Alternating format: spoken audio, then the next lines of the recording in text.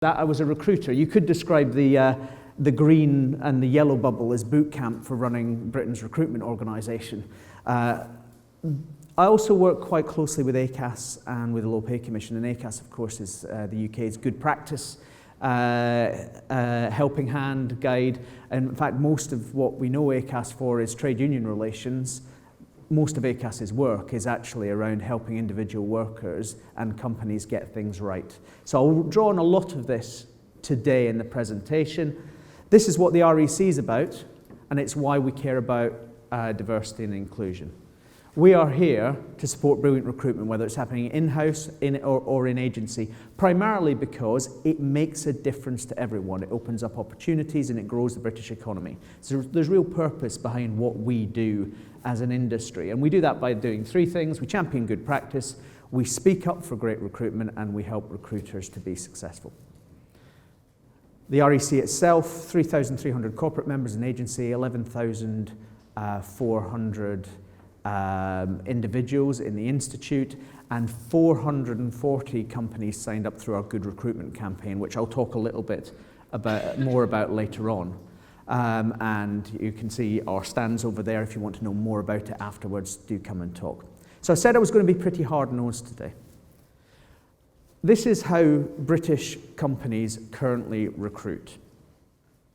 It's from our survey. I use this as a good news story for our members in agency, because actually using agencies is about 33-34%, so there's potential market growth. 72 and 63% at the top there, former employees and word of mouth. You wondering why we're not making much progress yet? 62% advertise on our own website. How many people how many people access your website every day, and are they from a genuinely diverse community?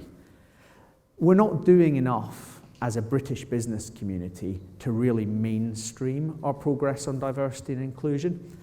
And that is increasingly not just a moral and reputational problem, although I think a reputational problem is getting more and more important, because as employers, our reputation now precedes us into the labour market in a way that it didn't 10 or 15 years ago.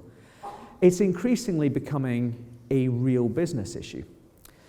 I'm a geek, I put charts in presentations. Sorry, I made them as big as possible. And before I start, I'm going to make a statement about the usage of the labour force in Britain.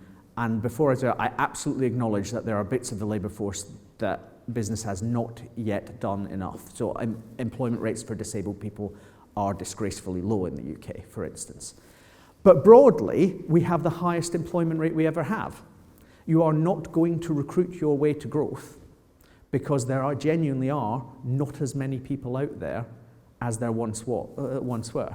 Two graphs here for you, okay? Graph on this side, the right-hand side, is an immigration graph, because one of the things we've been able to do is grow the stock of the labour force over the last 15, 20 years by attracting people to come and live and work here. No Brexit comments, I think, but those people have been our colleagues and have made great contributions. But if you go over here, what you see is EU nationals flatlining and non-EU nationals not picking up.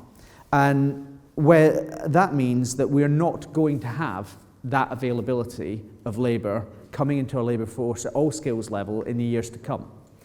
On the other hand, I got a funny look from my partner when I put a fertility graph into a labour market presentation. This is just a British fertility graph.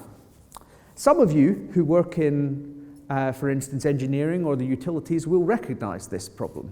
But currently what we are doing is we are replacing these people here, look how many of them there are, with these people here. Look how few of them there are. We are moving to a world where my members in agency would call it a candidate-driven market, where skills scarcity is getting ever more enhanced, but actually labour scarcity is also an issue. Now, if you are leading a British business in this environment, my God, this should make you care about how you recruit and how you develop your staff. And it should absolutely make you think that, leaving aside the fact that doing the right things on diversity and inclusion is important because they're the right things to do. It should make you think your business won't survive if you don't do it. And that's an argument that we collectively have to win. So I'm going to share, we had our annual conference yesterday, and there was a really big theme throughout the day about the workplaces we want to build. And I think one of the things that I want to emphasize here, and it comes back to what I said at the start, is you absolutely do have to do all of the good stuff with networks and with mentoring. You also just have to make your workplaces places people want to be. And it doesn't matter whether that's people coming from a minority ethnic background, helping people be open about their private lives as much as they want to be at work if they come from an LGBT background, or even just something as simple as helping people to talk openly about stress they're suffering. Yesterday, so I brought 4 things from our conference yesterday that I thought might be interesting for you today. So 4 speakers said things that stuck with me, and you're getting it this morning because of the things that were running around my head last night when I was thinking about what I might say today. This guy's Bruce Daisley. Among other things, he was the 2nd employee of Twitter in Europe, but some of you might know him from the Eat, Sleep, Work, Repeat podcast. He has looked at a lot of the science around our workplaces. And when you think about what workplaces we want to build, you know, high stress workplaces, high control workplaces, people are less innovative, they're less communicative, they button things in, they're less open. That is bad for everyone, but it is particularly bad, as we were just hearing a moment ago, for people who come from backgrounds which are maybe not the mainstream or have not been the mainstream in the workforce in the past. And he identified these things: think, team, relax, settle, belong. Little examples. The retention and productivity increases delivered when you have teams taking a break together in a call center rather than going off on a schedule, because they talk to each other. So you've had the bad call. You talk to your colleagues about it. You feel better when you come back. You don't wear it for the rest of the day. So mental health benefits. Belong. You know, thinking about little things like giving, one example Bruce used, giving people little cards saying, what makes you feel best about work? When do you feel that you're performing best? And just taking the time to listen to that. These kind of whole workforce things that actually have disproportionate benefits when we think about achieving our D&I goals. There are huge potential impacts here for things like our onboarding strategies and big conversations to have about how we drive real change in the line and think about managers. So 2nd example, Tony Danker is an interesting guy. He's running a thing called Be the Business. Now, Be the Business was something I was tangentially involved with when I was at the CBI. Essentially, it was set up to solve Britain's productivity problem. So we are growing by recruiting more people. British productivity has been more or less flatlining since the financial crisis. And the original group that brought that together was a kind of bunch of the great and the good, you know, chief execs of FTSE 100s who were all ready to kind of lecture small business on why they could do things better. Kind of helps once you notice that small business productivity is often rather better than big business productivity. And a lot of the early debate was about labour and capital, as in, do we use people rather than investing in technology and using technology really well? And the opposite is true, actually. The problem is that we don't think enough about the people piece. So if you think about the 3 things that are on this slide here that Tony gave us yesterday at our conference, engaging employees for an 18% higher productivity than the bottom quartile, and investing in leadership and management and understanding the difference between the two, being absolutely critical to business performance. The data behind this is absolutely sound, and business leaders need to be thinking about it. There's loads of stuff on the Be the Business website that if you're interested in this, that will help you take this conversation up in your own firms. But we're suddenly thinking about the single biggest problem in the British economy is about how we manage and engage people. Well, that's a diversity and inclusion challenge. It's about making a difference to how people feel at work, how they perform at work, and what they get from work. So really, mainstream business thinking about the economy and growth and how we prosper as a country is starting to come heavily towards what many of you and many of others have argued for years, that there is clearly a business case for doing this, as well as a moral case. And it will change what we think and what we do. This quote struck me yesterday. This is Jane Haynes, who's a fellow ACAS counsellor with me, who's SVP of Talent at GSK. We are increasingly looking less for recruiters and more for sourcing advisors. It's a tough market to find the right people. You're going to look in new places. You're going to support people on different pathways, because that will be the labour market the next 10 to 15 years. So for my members in agency, then suddenly it's a professional services relationship with clients about how do we help them map out workforce demand and find the people they need, whether they come in almost plug and play or whether you're growing people into a role. So much more strategic, much more professional services, whether you're in-house or working in agency. And those sourcing advisors are going to have to be looking in different places. The lady on my right here is Charlie Young, who I worked with once or twice. She runs a thing called the Girls Foundation, which mentors young women from disadvantaged backgrounds, particularly in London, but around the country. And the truth of the matter is, almost everything we do as recruiters is designed not to reach the people she's working with. But the people she's working with is where the untapped pool of talent is in the country. So we need to challenge our own preconceptions, support our colleagues to think about what different paths people might take, but also think about, I don't know how many of you are playing with different forms of attraction already in terms of using Instagram. As far as I can see, very few of my children's generation have any attraction to email whatsoever. I'm told when I put things on Facebook that I didn't see it because Facebook's for people who are in their 40s like you. We need to think about how we reach these people, because they are the future of our businesses. Again, massive potential upside in terms of properly making progress on D&I, because the poll we did yesterday at the conference, I think the general view amongst businesses is that we've made some steps. We've done some really good things, some of what we've heard of already this morning around specific support on key themes. This is about changing our businesses. This is actually about what a successful British business of the mid-21st century will need to look like to make any money, as well as doing the right thing. Now, the one challenge you will get from skeptics is, the robots are going to take all our jobs. And this annoys me so much that I put it in every presentation.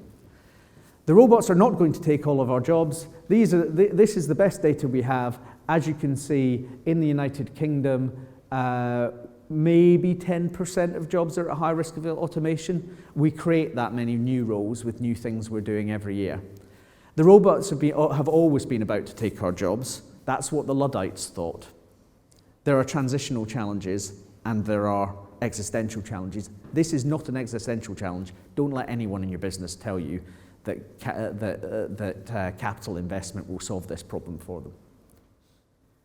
Just to prove it, always use a tablet. You won't be able to see the date on this copy of the Daily Mirror. I'll tell you it's October 1963.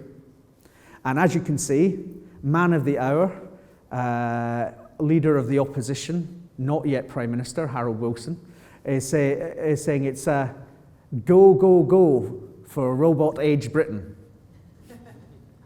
So this has been around for a while, and you can see it. This is the best data on job creation that I've seen.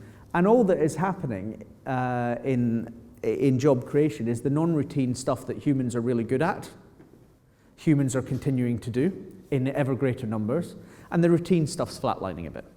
That's the reality of change. What it does mean, though, is how you get people into cognitive roles, because maybe in the past, if you were feeling cynical, and I'm not feeling cynical, but if you were feeling cynical, you'd say we had this attitude, which was basically, we'll get a kind of a percentage of kids to university. Great if some of those are from disadvantaged backgrounds and from BAME backgrounds, and they can do the cognitive jobs when they, right? And there'll always be something, the Callahan phrase of jobs fitted for the factory, that we can put people into. Actually, the path into work will get longer as well, and that increases the challenge for us in finding the right talent and how we work with colleges and how we work with schools to make sure that we're drawing people through into what is an exciting and growing labour market. So that's a picture that, for me, says the moment many of us have waited for a long time has arrived. It is becoming unsustainable for British businesses not to view workplace culture and inclusion as critical to their success. And like so many things, when you make it about the whole business, you disproportionately help those people who traditionally haven't benefited from the way we organise our workplaces. At the REC, we want to give this process the biggest push we possibly can. So we created the Good Recruitment campaign 4 years ago. Ironically, I actually spoke at the launch with my CBI hat on, so I've been following this around like a stalker for years because I believe in it so much. And it's about good practice, it's about what we can do to learn together.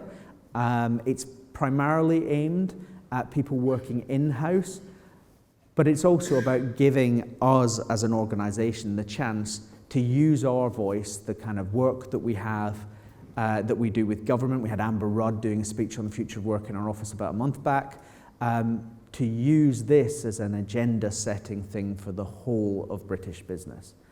So if you aren't GRC signatories, I don't charge you for it, do come and become one over at the desk. This is basically what we do. We offer mentoring, there's an online hub, we've done quite a bit of research that's available to you. There's a stream of podcasts with some really super content, hopefully just to help you address some of the things you're thinking about what does all of this agenda mean for employer brand, and how do I build that up and position it in the right way? How do I have that conversation with the line about what they need to do in the business to succeed going forward? So the GRC is a really big part of what the REC does, and I would encourage you to have a look at it. We also, traditionally, we've always had an awarding body, which has done qualifications for people working in agency. We now have an in-house recruitment qualification. This whole agenda is about our nature as recruiters being a professional services industry. That thing that Jane said earlier on in the presentation about being trusted sourcing advisors. Clearly, proper qualifications is part of that. If you are interested, I won't give it the big push now. If you are interested, the in-house recruitment qualification is a fantastic course which we accredit through the REC's awarding body. And I mentioned earlier, loads and loads of really fantastic online content available for you once you sign up. And hopefully just maybe one or two things to take away. Hopefully you have, as I did earlier from yesterday, 4 things going around in my head last night. One of these maybe gives you 2 or 3 things that makes a difference on Monday morning, because that's the mission of the REC, is merely to help people move things on in the way that they want to. And just to show it's working, all these guys are signed up. My colleague, who is a massive Arsenal fan, is moving on to a fantastic new job in July, which will be my excuse to remove the Arsenal badge from the middle of this. But given that the General Secretary of the TUC is also a massive Arsenal fan, I've said that quietly so that she doesn't hear. That's all I wanted to share with you today. Very happy to take any questions, but really pleased to have been able to join you.